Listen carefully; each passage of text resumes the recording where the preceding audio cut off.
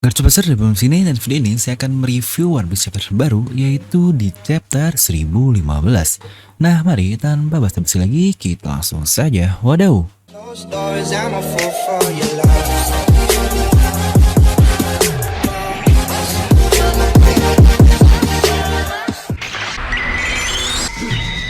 Nah seperti biasa sebelum lanjut video ini jangan lupa untuk subscribe dan juga nyalakan bel notifikasinya ya. Karena kalian tidak akan tertinggal informasi menarik seputar One Piece hanya di channel Devil Nomi. Terpastikan sebelum kalian komen apapun, kalian menonton video ini sampai habis, jadi tidak ada informasi yang miss dan juga yang setengah-setengah. Serta buat kalian juga yang ingin join membership channel Filnomi, di mana saya sering ngadain premiere untuk spoiler dan review seperti ini. Dan di live chatnya banyak banget nih yang sering ngomenin dengan stiker yang unik-unik ini. Plus kalian juga mendapatkan badge yang sangat keren ini. Kalian bisa langsung klik tombol join di sebelah tombol subscribe. Nah kali ini kita akan mereview One Piece untuk chapter terbaru yaitu di chapter 1015. Dimana momen epic yang sangat gila terjadi di chapter 1014 lalu yang sudah saya bahas analisisnya di video ini. Nah apakah keepikannya masih dilanjutkan di chapter ini? Mari kita langsung saja bahas. Jadi chapter 1015 ini akan berjudul Chains, yang sebenarnya berhubungan bukan semata-mata chains secara literal yang berarti rantai tapi lebih ke ikatan, yang sebenarnya lebih ke bond sih. Tapi sebenarnya tidak salah juga sih disebut rantai, ya mengingat subjek dari orang yang mengatakannya yang akan kita bahas di akhir video ini juga. Dimana chapter ini masih berisi cover requestan yang isinya adalah senor pink yang ditarik oleh seekor binatang. Biasanya Oda dalam belasan chapter udah balik ke cover story lagi. Kira-kira apa ya cover story untuk selanjutnya? Kalian bisa langsung tuliskan pendapat kalian di kolom komentar di bawah. Dan sekalian like juga ya, biar makin wadaw. Lanjut. Chapter dimulai tidak langsung memperlihatkan keadaan Kinemon yang masih tanda tanya nih di chapter 1014 lalu. Dimana di sini dimulai dengan Luffy yang dalam keadaan tenggelam. Dan langsung dilempar ke lantai pertunjukan di mana di sini Chopper digigit oleh Queen dan Chopper pun dia menangis karena mendengar Luffy ini kalah. Kita pun melihat reaksi dari para samurai dan Ming yang lain. Nah mengenai kok Chopper bisa nggak percaya sih sama Luffy sampai nangis kayak gitu. Ini adalah hal yang selalu terjadi dari dulu, bahkan dari awal sekali arc Crocodile ketika Luffy dikalahkan. Disitu pun Chopper mempercayainya, ya karena toh dia ini selalu percaya omongan siapapun kan, ya namanya juga binatang. Dimana terlihat hampir semua dari mereka yang mendengarnya kehilangan semangat untuk bertarung tepat seperti apa yang Kaido inginkan.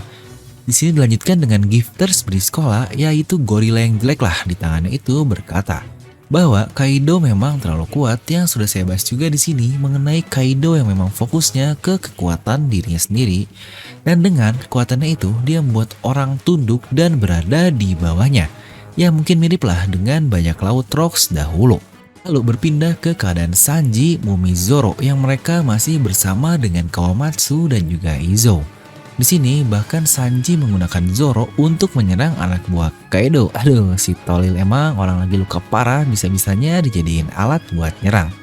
Tapi keren ya, Zoro masih tertidur ya, dipakai untuk nyerang seperti itu. Izo dan Kawamatsu berkata bahwa hebat sekali informasi seperti itu membuat sisi mereka ragu untuk lanjut bertarung. Walaupun sebenarnya mereka pun tidak tahu apakah itu benar atau tidak keaslian dari informasinya. Dan kembali lagi ke lantai pertunjukan, di sini Queen berkata bahwa dia sudah cukup bermain-main dengan Chopper, yang dia pun berkata karena Chopper terlihat sangat serius ingin mengalahkannya.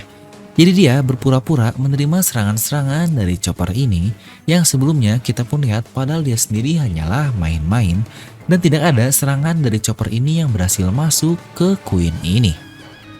Ya apa memang ya masih jauh sekali untuk Chopper bisa setara dengan Komandan Yonko. Di sini pun Perospero menggunakan serangannya yang bernama Candy Shower. Satu serangan luar biasa yang tak terhitung jumlah anak panahnya ke semua orang di ruangan. Ini juga sebenarnya salah satu serangan masif yang sangat sederhana tapi luar biasa. Level penggunaan buah iblis dari Perospero ini memang sangat hebat untuk tingkat kreativitasnya. Queen pun mencoba menyerang Chopper di sini dengan gigi tambahan yang sangat tajam itu yang kayaknya mekanik lah dengan cyborgnya.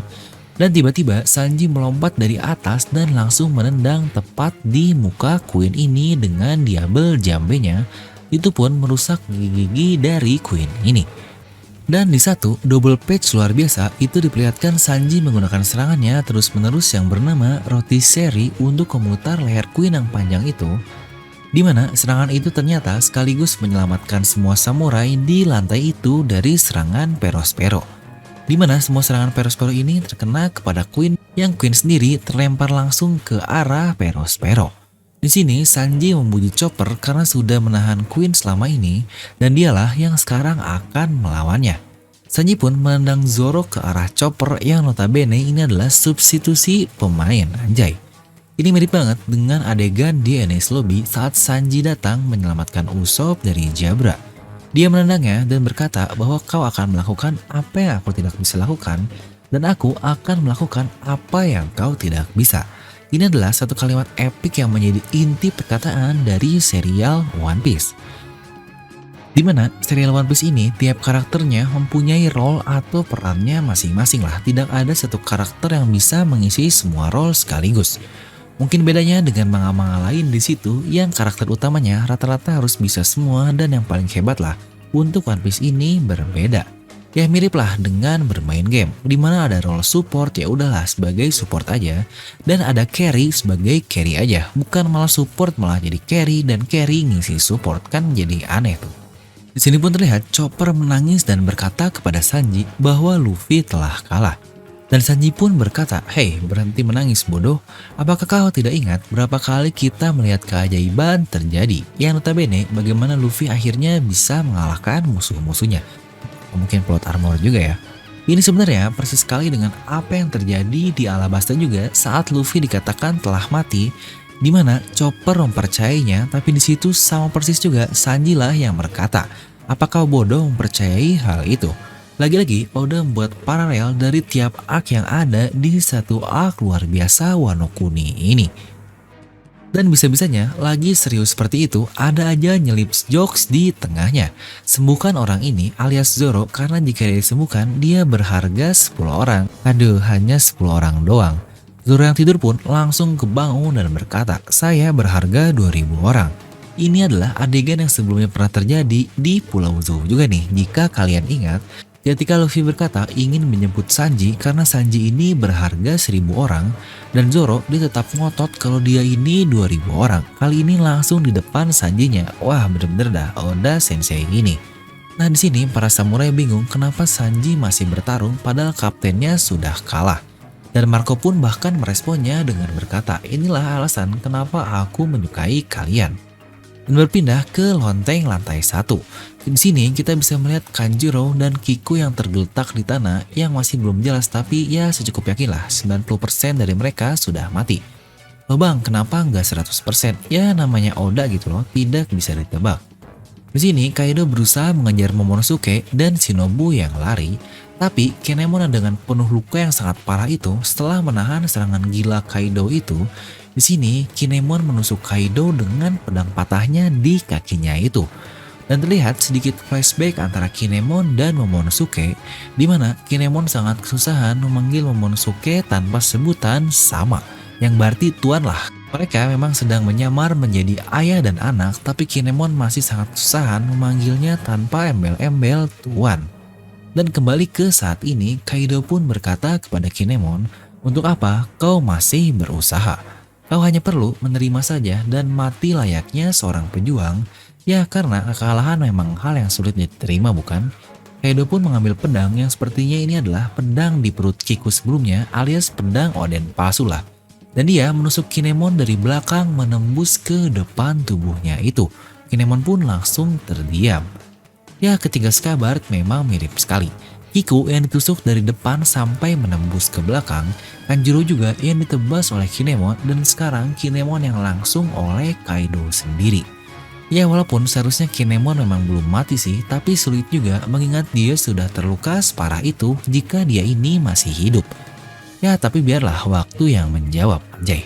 Berpindah ke Momonosuke, dia masih memegang Maris Kodok dari chapter sebelumnya, di mana ternyata suara yang dia dengar ini sebelumnya adalah suara dari Luffy Senchou dan Luffy pun memintanya untuk memberitahu semua orang. Momonosuke pun menggunakan Maris tersebut untuk berkata ke seluruh Onigashima. Ini Momonosuke, saya di sini menyampaikan pesan dari Luffy bahwa Luffy masih hidup dan dia pasti akan kembali. Jadi pastikan untuk kalian terus bertarung. Saya tahu ini susah dan ini pasti akan menyakitkan, tapi saya mohon teruslah bertarung. Dengan itu kita lihat reaksi dari orang-orang yang mendengarnya. Di mana ada kakek Kyo dan para bos Yakuza yang lain, lalu juga ada Yamato, Reizo yang masih bertarung dengan Fukurokuju, Jinbei yang tersenyum juga di sini. Di mana kita pun melihat Luffy berbicara pada Momonosuke dalam keadaan tidak sadar ketika tenggelam. Ya, matanya bahkan hitam seperti itu diperlihatkannya, mirip seperti Zunisa lah. Kira-kira ada hubungan apa ya? Ya, untuk hal ini akan kita bahas di analisis chapter lah ya. Dan dilanjut oleh Momonosuke bahwa Luffy pasti akan menang dengan kata-kata Luffy sebelumnya yang menurut saya sangat epic. Hey Momo, beritahu semuanya bahwa aku pasti akan menang. Dan dengan itu satu page luar biasa diperlihatkan keadaan samurai yang kembali bersemangat kembali. Bahkan mantan anak buah Kaido juga loh ikut bersemangat. Di sini juga terlihat Franky yang tersenyum, Chopper yang menangis bahagia, Robin dan Brook juga yang kembali percaya diri dalam pertarungannya, dan Kid juga bahkan ikut tersenyum. Di sini kita melihat Wushu dan King juga nih. Dan lihat nih ada yang aneh, panah nempel di kepalanya tapi masih sehat seperti itu. Aduh. Nah, Kaido pun dia berhasil menyusul Shinobu dan Momonosuke lalu memojokkannya di ujung pulau. Tapi Shinobu menggunakan buah iblisnya untuk merontokkan tanah di sekitarnya dan mereka berdua terjatuh dari Onigashima ini yang hanya dilihat oleh Kaido dari atas.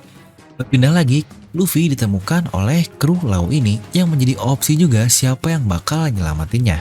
Toh Oda hebat banget bikin plot hanya mereka lah yang notabene kapal selam juga gagal naik ke Onigashima.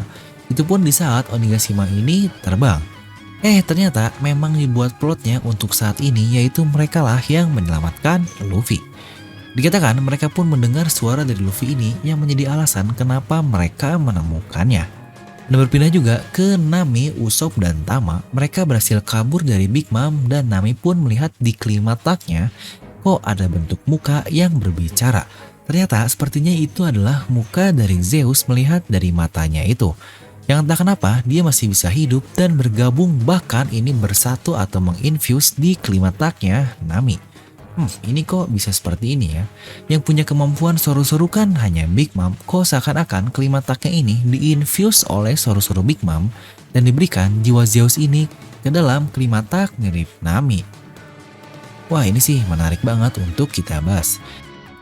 Dan berpindah lagi ke Big Mom yang masih melawan Kid. Di sini pun Lau datang dan Kid pun menyela, "Hei, mau apa kau Trafalgar? Kau akan menghalangiku." Dan dijawab, "Hai tunggulah Eustacia, mari kita buat aliansi sementara." Sejujurnya ini persis sekali ketika apa yang terjadi di Sabaody Archipelago saat mereka berdua melawan pasifista bersama-sama.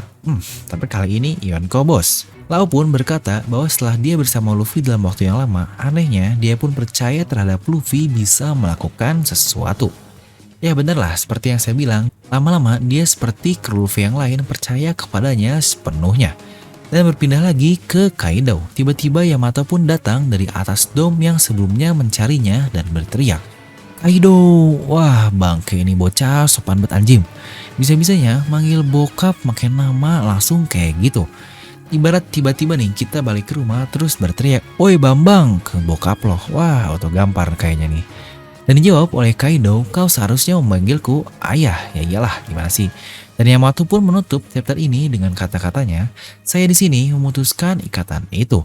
Dan itulah chains atau rantai yang dijadikan judul chapter kali ini. Dimana kenapa tidak bond saja yang notabene berarti ikatan, tapi chains yang lebih ke rantai. Karena kita pun tahu dahulu Yamato ini seakan-akan memang dirantai oleh Kaido agar tidak kemana-mana dengan borgol itu. Ya jadi memang berarti jamak sih untuk rantai ini. Nah apakah Yamato akan menang melawan Kaido? Tentu saja tidak. Nah jadi itulah menurut saya untuk review chapter kali ini, karena ini chapter yang lagi-lagi temponya atau pace-nya menurun dari chapter lalu yang super sekali nih. Ya mungkin sedikit cooling down lah, kebiasaan akan saya beri nilai 7,8 dari skala 10 aja deh. Karena ada hal aneh juga nih, kenapa Luffy bisa ngomong saat pingsan yang akan kita bahas di video analisis saja. Nah jadi itulah, kalian bisa langsung tuliskan pendapat kalian di kolom komentar di bawah. Dan buat kalian juga yang ingin merchandise channel Filmnomi, kalian bisa langsung klik link di deskripsi video. Dan seperti biasa, semoga kalian terhibur dengan video ini. Like aja kalau kalian suka, dislike aja kalau nggak suka, jangan lupa untuk subscribe dan juga share video teman kalian. Gue The Film pamit and I'll see you guys next time.